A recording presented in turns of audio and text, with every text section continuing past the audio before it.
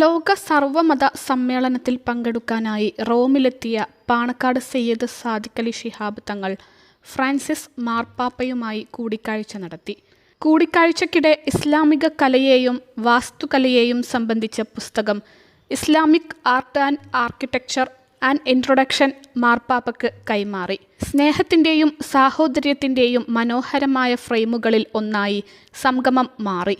ലോക സർവമത സമ്മേളനത്തിൽ പങ്കെടുക്കാൻ നവംബർ 27-നാണ് സാദിഖലി ശിഹാബ് തങ്ങൾ റോമിലേക്ക് പുറപ്പെട്ടത്. ശിവഗിരി മഠം സംഘടിപ്പിക്കുന്ന പരിപാടിയിൽ ഇന്ത്യയിൽ നിന്നുള്ള പ്രതിനിധിയായാണ് സാദിഖലി തങ്ങൾ പങ്കെടുത്തത്. പരസ്പര സ്നേഹത്തിൻ്റെയും സാഹോദര്യത്തിൻ്റെയും അനർഘമായ നിമിഷങ്ങളായിരുന്നു കൂടിക്കാഴ്ചയെന്നും മനുഷ്യർ ആശയവ്യത്യാസങ്ങളുടെ പേരിൽ വെവ്വേറെ കളങ്ങളിലേക്ക് ചുരുങ്ങിക്കൊണ്ടിരിക്കുന്ന ലോക സാഹചര്യത്തിൽ പാരസ്പര്യത്തിൻ്റെയും സഹവർത്തത്തിൻ്റെയും സന്ദേശം പകരുന്ന ഓരോ കൂടിക്കാഴ്ചയും പവിത്രമാണെന്നും തങ്ങൾ പറഞ്ഞു.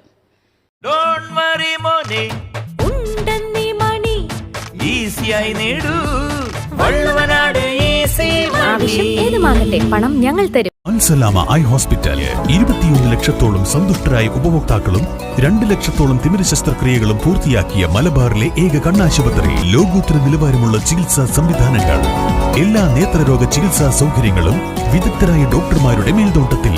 Al Salama eye hospital, hospital road, Perinthalmanna.